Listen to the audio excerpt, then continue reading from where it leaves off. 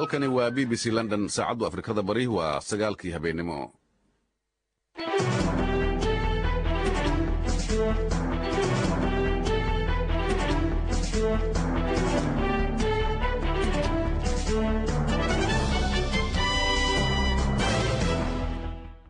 magacaygu waa Cabdinuur Sheekh Maxamed waxaan ka tirsanahay shaqaalaha BBC-da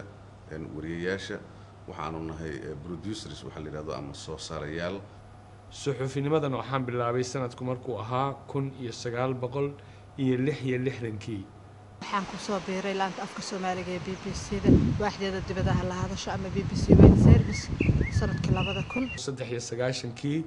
ilaa 2000 laanta af Soomaaliga madaxdeeda ahaa kulanti wanaagsan khiyaartana dhageysanaysa waa habeen isniin oo talaada soo galayso bisha May 20 ay tahay barnaamijka caawana waxyaabaha ku soo qaadayna waxa kamid ah madaxweynaha Soomaaliya Cabdullaahi Yuusuf Axmed oo ka digay halista argagixisada isla mar ahaantaana saluugay gacantii laga filiyay beesha caalamka ciidamada Itoobiya magaalada Muqdisho jooga oo maanta ka badbaaday meeno wadada waxa laanta Soomaalida waxa la bilaabay 56kii waxaana loo bilaabay Masar Jamaal Abdi Nasir ayaa wuxuu bilaabay idaacad Carabiya marka Ingiriisku wuxuu ka cabsanayay inay arintaas ku fido dhulkaas Soomaalida oo yani hadaladii uu soo jeedinayay Nasir ba cabsi weyn laga qabay laanta af Soomaaliga oo konton sano hadda jirsatay oo ku bilowday daqiiqado in ay maalintii hadasho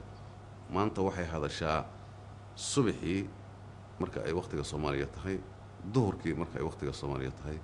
galabtii marka ay waqtiga Soomaaliya tahay iyo habeenkii BBC-da soo galaysa marka saas darteed bay macnaha u dhageystaan iyo adduunyada wax ka dhacay u dhageystaan maadaama baadiyaha ninka joogo geela la jooga dhageysta oo haysta raadiyo ah oo BBC-da dhageysta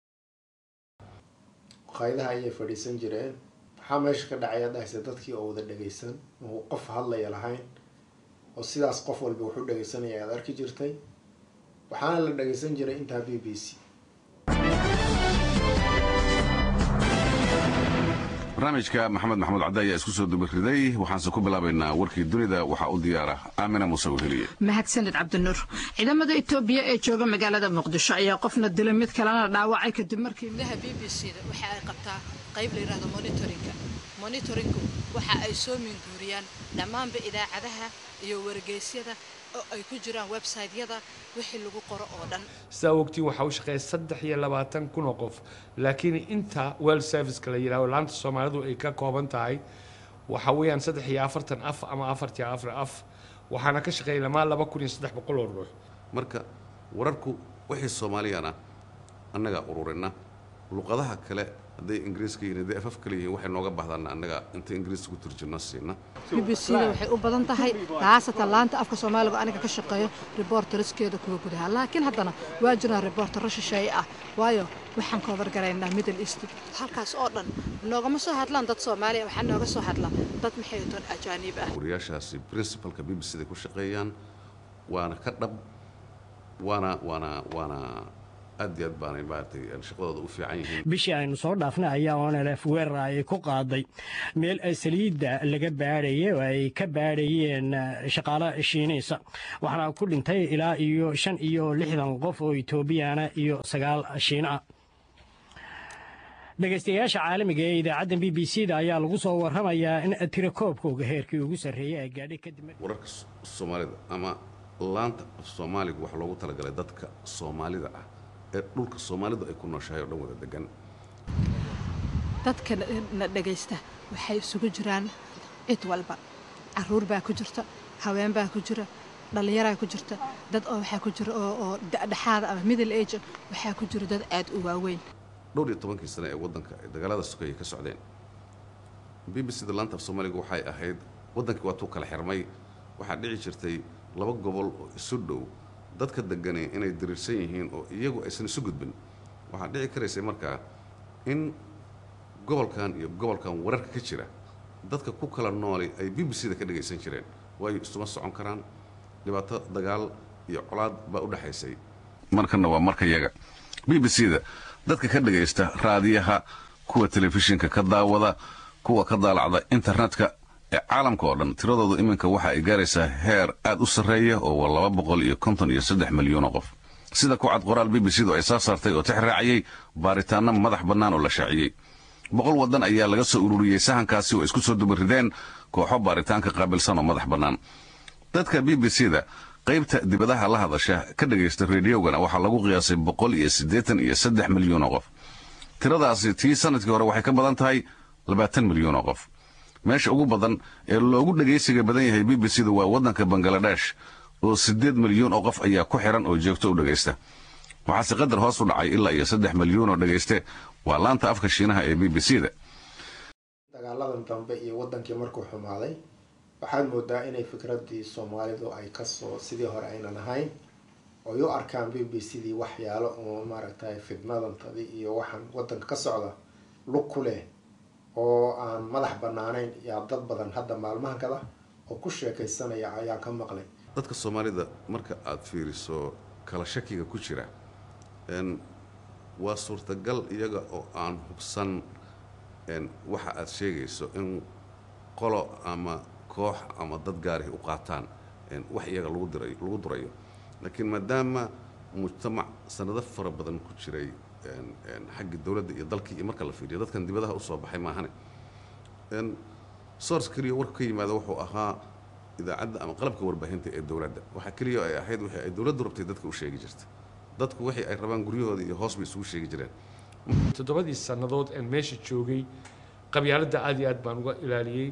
cadaaladna waan ku waday meesha oo dhibaatooyin badan laga sheeganayaan tegay waxaan ka tegay ayadoo qabyaalad ayna jirin. waxaa nagala socotaan BBC oo Jabuuti aad ka dhageysanaysaan mowjadda FM ee BBC 99.2 megahertz. madaxweynaha Soomaaliya Cabdullaahi Yuusuf Axmed ayaa ka digay argagixisadu khatar inay ku hayso amniga dalka sida ay maaragtay ugu ooman yihiin warar iyo waqtiga la siiyay iyo warka la siinayo oo sugnaantiisu uu yahay mid la hubo waxyaabahaas oo dhan waxa weeye waxyaabo dadku ay ku aamineen BBC-da guulna BBC-da runta ay ku sheegan karayso. waxa ugu wanaagsan oo aad runtii dareemi kartaa waxa weeye marka qof waramayo uu yiraahdo warkaasaan maqlay ma maqalin xagee ka maqash BBC-da sheegtay ka daba hadal male. BBC-da jacaylkay jeclaayeen inay wadanka Ingiriiska iyo London inuu qof waliba jeclaa oo uu arki jiray yani markii la yiraahdo London ama Ingiriiska meel aad iyo aad u fiican oo paradise oo kala ah imagine ay haysteen iyo fikradda haysteen. ilaa haatan waxaa la rumaysan yahay in Mungiki ay dileen dad tiradoodu gaarayso 100 ruux. waxaa jira warar aan la xaqiijin oo sheegaya inay jiraan siyaasiyiin iyo ganacsato xiriir dhow la leh kooxdan Mungiki oo iyadu caqiido ahaan ku tiirsan dhaqanka ay leeyihiin qowmiyadda ugu badan dalkan Kenya ee Kikuyu. Daawud Aweys, BBC, Nairobi. warbixintaas ayaana u dambaysay idaacadeedii habeenimo waa inoo berri subaxii insha Allah inta ka horeysana waa Yoonis iyo Maxamed Cabdi iyo Cabdinuur oo idin leh nabadgelyo.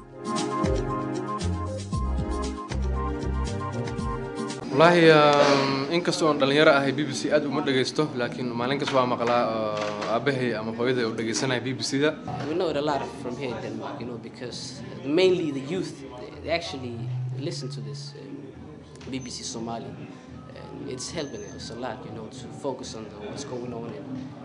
in Somalia, and it helps us by understanding it. ahayn inay dadkeeda Soomaaliyeed wixii